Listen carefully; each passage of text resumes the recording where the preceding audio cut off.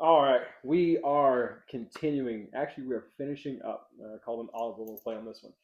We're going to be finishing up Matthew chapter 12 today. So we're looking at verses 38 through 50. Yep. Just like 12 verses. I think I did that math there. Yeah. Last 12 verses in Matthew.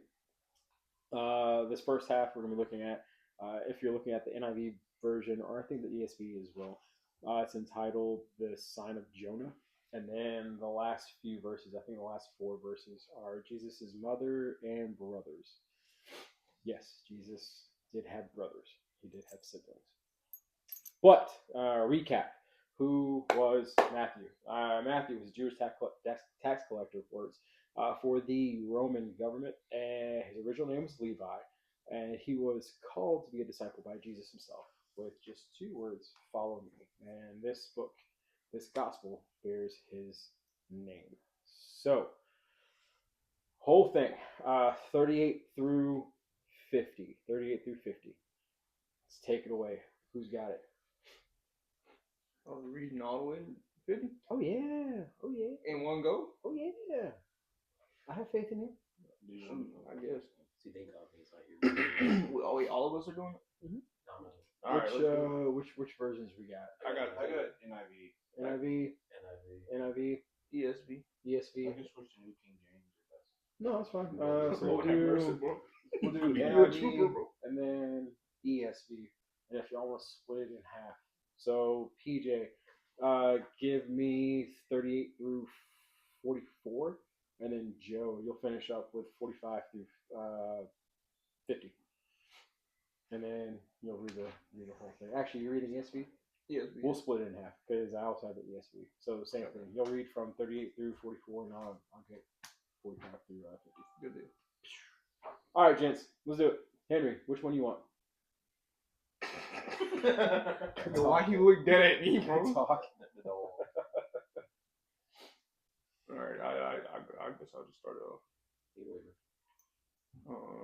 The Sign of Jonah. That's what we're starting at. Mm-hmm. You got 38 through 44. Yep. Then some of the scribes and Pharisees answered him, saying, "Teacher, we wish to see a sign from you." But he answered them, "An evil and adulterous generation seeks for a sign, but no sign will be given to it except the sign of the prophet Jonah. For just as Jonah was 3 days and 3 nights in the belly of the great fish, so will the Son of Man be 3 days and 3 nights in the heart of the earth. The men of Nineveh will rise up at the judgment with this generation and condemn it, for they repented at the preaching of Jonah, and behold, something greater than Jonah is here. The queen of the south will rise up at the judgment with this generation and condemn it, for she came from the ends of the earth to hear the wisdom of Solomon, and behold, something greater than Solomon is here. When the unclean spirit has gone out of a person, it passes through waterless places seeking rest, but finds none. Then it says, "I will return to my house from which I came," and when it comes, it finds the house empty, swept, and put in order. Then it goes and brings with it 7 other spirits, even more evil than itself, and they enter and dwell there. And the last state of that person is worse than the first. So also will it be with this evil generation. While he was still speaking to the people, behold, his mother and his brothers stood outside, asking to speak to him. But he replied to the man who told him, "Who is my mother, and who are my brothers?" And stretching out his hand toward his disciples, he said, "Here are my mother and my brothers. For whoever does the will of my Father in heaven is my brother and sister and mother." Solid. All right, PJ, take it away 38 through 44, and then Joe 45 through 50. Okay. Then some of the Pharisees and teachers of the law said to him, "Teacher, we want to see a sign from you." He answered, "A wicked and adulterous generation asks for a sign, but none would be given it except the sign of the prophet Jonah. For as Jonah was 3 days and 3 nights in the belly of a huge fish, so the Son of Man will be 3 days and 3 nights in the heart of the earth. The men of Nineveh will stand up at the judgment with this generation and condemn it, for they repented at the preaching of Jonah, and now something greater than Jonah is here. The queen of the south will rise at the judgment with this generation and condemn it, for she came from the ends of the earth to listen to Solomon's wisdom, and now something greater than Solomon is here. When an impure spirit comes out of a person, it goes through arid places seeking rest and does not find it. Then it says, I will return to the house I left. When it arrives, it finds the house unoccupied, swept clean, and put in order. Then it goes and takes with it 7 other spirits more wicked than itself, and they go in and live there. And the final condition of the person is worse than the first. That is how it will be with this wicked generation. While Jesus was still talking to the crowd, his mother and brothers stood outside, wanting to speak to him. Someone told him, Your mother and brother are standing outside, wanting to speak to you. He replied to him, Who is my mother and who are my brothers? Pointing to his disciples, he said, Here are my mother and my brothers. For whoever does the will of my Father in heaven is my brother and sister and mother. Nice, gentlemen. So looking back, I know that was a little bit lengthy, and there were actually 3 sections. I forgot about the unclean spirit, return of the unclean spirit. But verses 38 through 42, that whole section, we're seeing that some of the Pharisees again, which is they want to see some signs to basically prove his authority, prove Jesus' authority, prove Jesus is who he is. Which is, again, remember, the Pharisees, they are the antithesis. They are the, for lack of a better phrase, the villain, the villain to Jesus. The ops. Yes, the ops, the opposition, as the youth say. They believe so staunchly and so strictly in the Old Testament writings that they fail to see the Messiah right in front of them, because he's doing things that they think are against the law. There it is. Healing on the Sabbath, being helpful on the Sabbath, healing in synagogues. Oh, you're not supposed to. Bro, I'm him. Like, what? Anywho. The only sign that they're going to receive is Jesus' resurrection, which he refers to metaphorically. And we can compare this later down the line in Matthew chapter 16, verses 1 and 4, which we'll get to later this year-ish. So if we look at verse 38, when he says like a sign, looking for a sign is pretty much he's asking for, hey, show us you are you. Show us you are him. It's a request. It's an unambiguous act that will prove Jesus' identity and his message. However, if you think about it, all the way up until this point, hasn't he already done all that? He's already casted demons out of men and put them in the pigs. Pig tenders. Yep. He has already raised the dead. Lazarus, Jairus' daughter, or the servant, her daughter. He's like, she's just gonna wake up. He's already cured multiple sicknesses, multiple people with leprosy, multiple people who are blind, multiple people who are deaf. He has healed countless amounts of people. But the Pharisees, they still want to see a sign. Verse 39, an adulterous generation. This particular word, right, or this phrase, if you will, this word, adulterous. Adultery is widely used in the Bible as a metaphor for sin and unfaithfulness to God. We can see this in Isaiah 57, 3, and Ezekiel 16:32, Hosea 1, chapters 1 through 3, and then wait for it. James chapter 4, verse 4. That was one abbreviation I did not know yet. The sign of the prophet Jonah. So, y'all remember the story of Jonah? I don't. Yeah. I haven't heard of it before. No worries. Do you remember? I forgot what city of it was in. Well, what was the gist? It just was he didn't like. Was he a prophet? Wait. He was called by God. Yeah, he was called by God to go to a country was undeserving of God. So he tried to board a ship to go in the opposite direction. Oh yeah, I know. God called the storm, and he got thrown off the boat. Got swallowed by a fish, and the fish took him to the country anyway, and he just did what he was called. Mm-hmm. You, good sir, are correct. So Jonah the fish or Jonah and the whale. I think this is also where Disney kind of took that phrase, took that story, and Disneyfied it, and that's kind of where we get the story of Pinocchio. Pinocchio get eaten by the whale. I didn't even know he got eaten by. I don't know if Pinocchio like him. Well, or maybe it was his dad. Somebody in that story got eaten by I the know whale. what Kingdom Hearts have. That It probably was Kingdom Geppetto. Hearts 1 as Yeah, well. Geppetto. Yeah. Crazy. Digression. My bad. But yes, Jonah's rescue from the great fish was a sign that the prophet and his message, was from God. Similarly, the ultimate sign validating Jesus would be his triumph over death, and we've seen that in Matthew chapter 12, verse 40. Although the Pharisees likely didn't understand Jesus' statement, they might have recalled it after his resurrection. We don't know. We weren't there. I wasn't there. So they kind of been like, oh, that's what he said? Oh, that's what it means. We're dumb. Bill might have been there. Bill might have been there. That's crazy.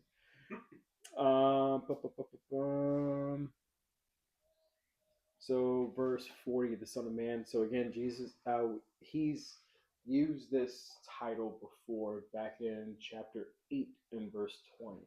Where he uses this self-designation more than any other, and it comes from the Old Testament book of Daniel, Daniel chapter 7, verse 13. It occurs 30 times just in the Gospel of Matthew alone, and it stresses the exaltation of Jesus. Here, slight difference, highlights his position as a homeless itinerant. Yeah, itinerant. Yes. Make sure I have to say that name right. That word right. Verse 41. They repented at the proclamation of Jonah. In contrast to many of Jesus' contemporaries, the recipients of Jonah's message, who were Assyrians, the enemies of God people, they repented. We can see that in Jonah chapter 3. And then verse 42, the queen of the south, this refers to the queen of Sheba. If you remember the story in 1 Kings, the queen, she visited Solomon and marveled at his wisdom. This is displayed in 1 Kings chapter 10, verses 1 through 13. 2 Chronicles chapter 9, verses 1 through 12. Whole story. In contrast, the scribes, these are the teachers of the law, and Pharisees, refused to accept the wisdom of one greater than Solomon. Silly Pharisees and silly scribes. This next part, this is actually pretty big, also in spiritual warfare as well. Verses 43 and 45. Here, Jesus is describing the evil and the adulterous generation in terms of a disembodied spirit who returns to its host with greater severity. So 7 other spirits, it's also often a number of completeness or totality in the Bible. Here, however, possession by demons involves a complete takeover of the person. So 7, complete number, 7 other spirits come and dwell into that empty house now. Well, just like it says at the end, the ending state of that person is now worse than the beginning state. Well, that's true, because now instead of 1 spirit, now there's 7. This evil generation, despite his many miracles, Jesus' divine authority is called into question repeatedly, over and over and over again. You can see it right here. This particular parable warns against such stubborn disbelief. By rejecting Jesus, the generation will become even more vulnerable to the forces of darkness. This could also refer to the fall of Jerusalem, which occurred about 35 to 40 years after Jesus' ministry, so around 70 AD. And if we were taking these two verses in context with spiritual warfare, you cleanse yourself, and kind of to the point we were asking about earlier too, that feeling of emptiness. The enemy, Satan, sees that emptiness and fills it with his enemies. But if we fill that house, we fill our house and our home with Jesus, there is no room for Satan to dwell. And that's where that feeling of emptiness compared to fullness and wholeness, that battle comes from. Because we may cast one thing out, we may say, all right, cool, we cast out our lust, and all right, now, well, are we going to fill that home with Jesus, or are we just going to allow 7 other spirits to dwell back into that house? You're welcome. We just got deep just now. Last little bit. Verses 46 through 50. Mother and brothers. So Jesus' early father Joseph is not mentioned in any of the Gospels after Jerusalem when Jesus was 12. It's just possibly indicated that he just died before it. Outside of the genealogy of Jesus back in Matthew chapter 1, Joseph isn't mentioned ever at all, which is kind of a bummer because he seemed like a cool dude. And then verse 50, my brother and sister and mother. He's not negating the importance of the natural family because, yes, he did have a mother, Mary, and he did have brothers. But he is emphasizing the greater importance of the spiritual family, commitment to Jesus and his cause as a higher loyalty than familial loyalty. And he mentioned that back in chapter 6. Or might have been 7. Either 7 or 8. I believe that again. You can answer. So What's up? basically, he's saying here is like spirit is greater than blood. Yeah. The commitment to Jesus, Yeah, and commitment to the body of Christ, yeah, is more important than family. Because I'm pretty sure it was chapter 7, where he said he was going to come down and cause a rift in between families. He's going to cause mother to go against daughter, daughter against mother, son against father, father against son, children against parents. Because some people in families might not see, hey, you're following Jesus, you're being a Christian, you're following the Lord. Cool, great, awesome. Some people might not agree with that, and unfortunately, those people might come from your family, generally speaking. yeah. So, yeah. Just 2 questions. What evidence of God is there in your life that could point others to Christ? What evidence of God is there in your lives that could point others to Christ? That's a materialistic thing, but I guess I went carless for like 4 months, and then out of nowhere, I was able to get gifted a car. So, the fact that I'm still alive with no gigantic illnesses, right? Nothing where I have to take medication for or go to the hospital for. Right, I'm healthy. In a sense, we're getting there. Right. Mm-hmm. But I get to wake up every morning and live life. Not something everybody can do. Yeah. So that's evidence enough. Yeah. Joey? Don't copy me, bro. I would say for me, probably freeing me from lust and pornography for sure. Because I was introduced to that junk at a very young age. Not only that, I also was doing stuff I shouldn't have been doing at a young age as well. But I would say for sure that would probably be it for sure. Solid. What you got, Joe? I guess I'm not trying to copy what James said, but like like the fact that he's always provided, even like the times where it was just hard, it was tough, or like we didn't know what we was gonna really do, but he always provided like, and that yeah, Solid. Yeah, man. Gentlemen, he he's making us fishers of men just by your testimonies. You're a walking testimony. So when someone says, no, that's not possible. No, he can't save me from lust. He can't save me from pornography. No, he's not going to provide for me. No, he's not going to provide. Well, have you asked? Have you spent time with him? Have you actually spent intentional time with him and prayed and like, hey God, I need help? I mean, come on now. Last question. Got me preaching. Why do some people say they want to see proof that God exists before they believe in him? Why do some people say they want to see proof? Because they want to see it to believe it, I guess. yeah. Some people are seers of believers. Bro's really set on that. I must deceive to believe it mentality. I mean, I was even one of his disciples too, right? Was that Thomas? Doubting Thomas? Mm-hmm. It knocks the reason to have faith, because in order, if you see it, that no faith, no risk, no faith, none of that is involved, right? You feel like you're not putting anything on the line when you've seen it happen, right?